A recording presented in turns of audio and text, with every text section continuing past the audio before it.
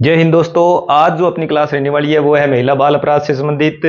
आप सभी का बहुत बहुत स्वागत है हमारे यूट्यूब चैनल पर। आप लोग वेट कर रहे थे इस क्लास का। ये क्लास रहने वाली है राजस्थान पुलिस स्पेशल और स्पेशली एसआई से जो तैयारी कर रहे हैं विद्यार्थी उनके लिए। आज जो अपनी क्लास रहने वाली है वो है महिला बाल अपराध से संबंधित है और अपना टॉपिक रहेगा वो रहेगा किशोर न्याय बोर्ड अधिनियम। किशोर न्याय अधिनियम है वो कब का है पहले अपने देखेंगे। अपने शुरू करते हैं क्लास। किशोर न्याय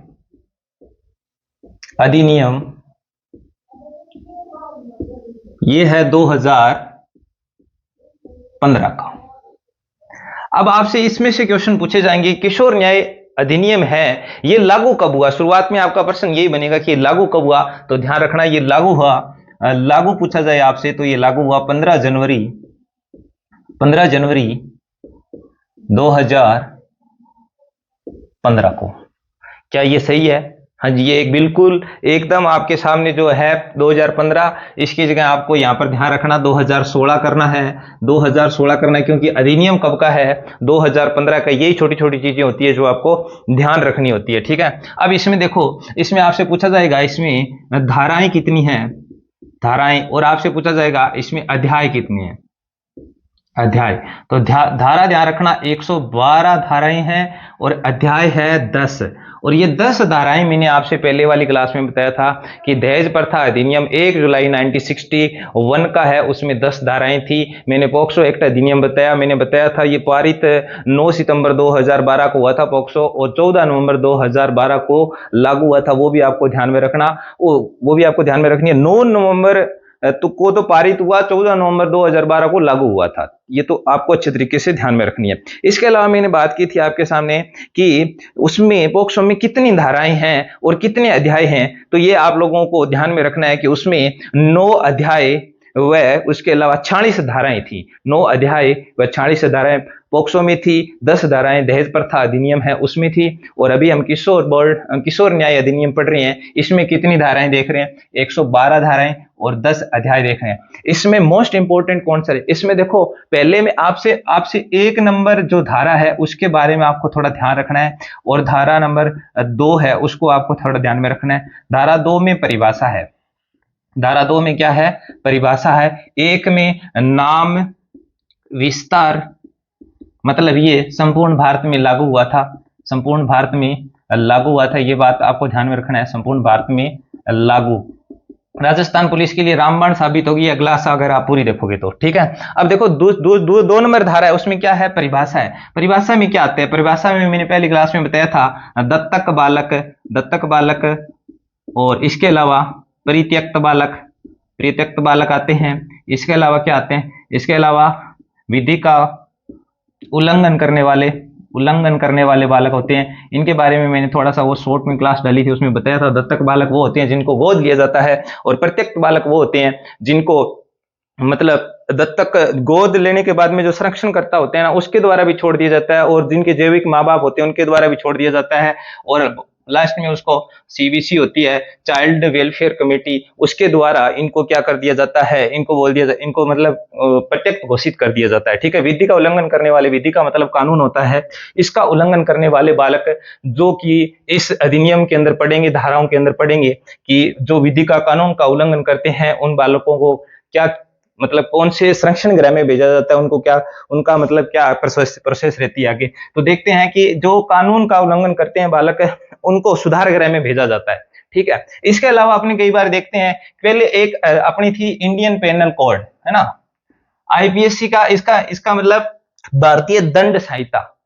पेनल कोड का मतलब इस इंडियन पेनल कोड ये भारतीय दंड संहिता थी, इसको ना अब बीएनएस में चेंज कर दिया है, बीएनएस में भारतीय न्याय संहिता कर दिया है। दंड का नाम चेंज करके न्याय कर दिया है, क्योंकि ये मतलब इसलिए किया गया है कि क्योंकि इसमें दंड नहीं दिया जाता, लोगों को न्याय मिलता है, इसलिए न्याय के लिए ये मतलब चेंज किया गया है। आपके सामने आईपीएससी और ये बीएनएस जो लिखा गया है इसमें परिवर्तन हो गया, आईपीएस में बीएनएस चेंज हो गया है। तो आप लोगों को ध्यान में रखना है कि ये थोड़ा सा कि इसके अंदर जो भी चीजें इंक्लूड की गई है वो कौन कौन सी है, ठीक है।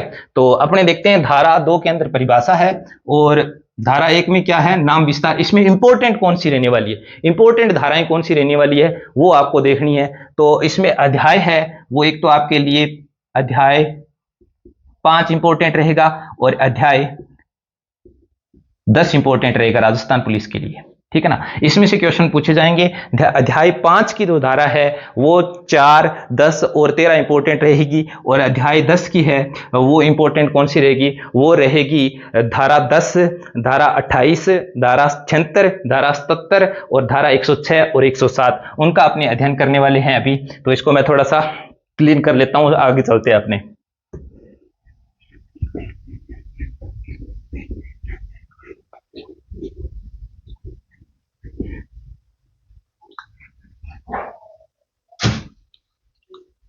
तो अपने देखेंगे किशोर न्याय अधिनियम का अध्याय 5 की धारा देखने वाले हैं धारा 4। इसमें क्या है, इसमें ध्यान रखना, अध्याय इसके अंदर है ना किशोर न्याय बोर्ड है। अध्याय 5 में किसका जिक्र किया गया है, किशोर न्याय बोर्ड, और इसके अंदर इसका विस्तार किया गया। धारा 4 किशोर न्याय अधिनियम 2015 की धारा जो 4 है, इसमें बताया गया है कि प्रत्येक जिले में किशोर न्याय बोर्ड होगा, ध्यान रखना। और इसका जो अध्यक्ष होगा, किशोर न्याय बोर्ड का अध्यक्ष होगा, वो होगा प्रथम श्रेणी का मजिस्ट्रेट। ध्यान रखना अच्छे तरीके से, कौन होगा इसका अध्यक्ष, प्रथम श्रेणी का मजिस्ट्रेट होगा। और इसके अंदर सामाजिक कार्यकर्ता के रूप में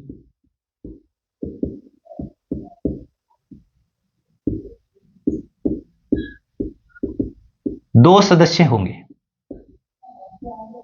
ठीक है। और 2 सदस्यों में एक महिला होगी और इनको अनुभव पूछा जाए आपसे, अनुभव कितना होना चाहिए, तो अनुभव ध्यान रखना 7 वर्ष का होना चाहिए, 7 वर्ष का ध्यान रखना। पर धारा 4 में क्या है, प्रत्येक जिले में किशोर न्याय बोर्ड होगा। किशोरों को, जो किशोर बाल अपराधी है उनके लिए मतलब न्याय करने के लिए एक बोर्ड की स्थापना की जाएगी और उसमें जो प्रथम उसका अध्यक्ष होगा, वो चीफ होगा, वो कौन होगा, प्रथम श्रेणी का मजिस्ट्रेट होगा। और सामाजिक कार्यकर्ता के रूप में 2 सदस्य होंगे और सदस्यों में एक महिला होगी और उनको अनुभव कितने साल का होना चाहिए, 7 वर्ष का होना चाहिए। ये अपनी धारा 4 है, वो आपके सामने अच्छे तरीके से, इसमें से गलत नहीं करना आपको। क्वेश्चन जब भी आपकी परीक्षा में पूछा जाए आपको अच्छे तरीके से इसका जवाब देना है। अब अपने चलते हैं आगे धारा 10 की तरफ। धारा 4 के बाद में मैंने आपको कौन सी बताई थी, धारा 10 इंपॉर्टेंट रहेगी आपके लिए। 10 में क्या जिक्र किया गया है, अध्याय 5 की धारा 10 के अंदर क्या जिक्र किया गया है, तो इसमें ध्यान रखना, कानून का उल्लंघन करने वाले बालकों को, धारा 10 के अंदर क्या है, कानून का उल्लंघन करने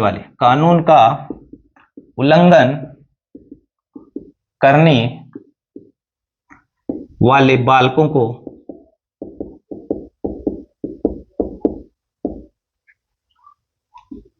किशोर पुलिस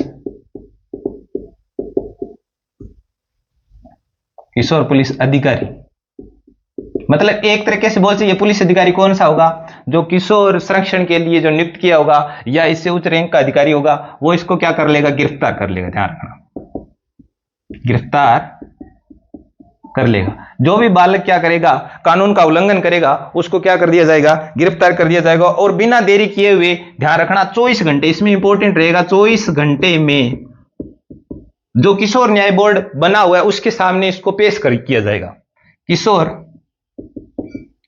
न्याय बोर्ड के पेश किया जाएगा। ध्यान रखना 24 घंटे के अंदर आपको बस मेन चीजें ध्यान रखनी है। धारा 10 में क्या है, कानून का उल्लंघन करने वाले बालकों या किशोर को क्या कर दिया जाएगा, गिरफ्तार किया जाएगा। किसके द्वारा गिरफ्तार किया जाएगा, ये गिरफ्तार किया जाएगा जो मतलब बालक पुलिस, मतलब ऐसा पुलिस अधिकारी जो किशोर मतलब संरक्षण के लिए नियुक्त किया गया है, उसके द्वारा इनको गिरफ्तार की जाएगी, मतलब पुलिस के द्वारा गिरफ्तार की जाएगी और उन बालकों को 24 घंटे के अंदर क्या किया जाएगा, किशोर न्याय बोर्ड के समकक्ष पेश किया जाएगा। ये आपको ध्यान में रखना है। और इसके अलावा धारा 13 के अंदर क्या है, धारा 13 में आपको ध्यान में रखना है, धारा 13, इसके अलावा धारा 13 इंपॉर्टेंट रहेगी आपकी राजस्थान पुलिस के लिए, साथ साथ में याद कर लो भाई। धारा 13 इसमें क्या है, इसमें है कि आपने जिस बालक को गिरफ्तार किया है उस बालक की गिरफ्तारी की सूचना या तो उसके संरक्षक को देनी होगी या उसके माता पिता को देनी होगी। ध्यान रखना।